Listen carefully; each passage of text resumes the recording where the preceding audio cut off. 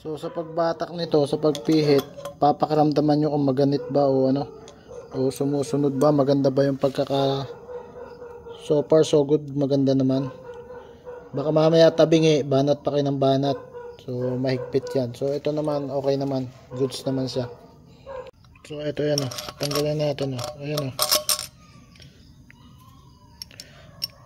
So maganda yung pagkakalapat, pero kulang pa yan, kailangan pa natin ibaon ng mga 1 cm kasi meron pa yung rubber cap dito na ilalagay sa labas, yung sealed.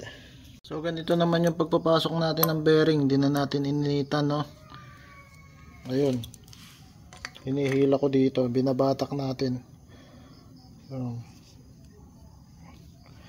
para dahan-dahan siyang pumasok. Ayan, medyo pasok na siya. Ayan, ayun yung bearing niya sa ilalim. So mas maganda yung lapat niya, no, kasi may nilagyan ko ng washer dito.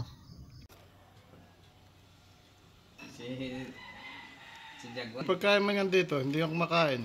Ha? Galit din siya sa tatay.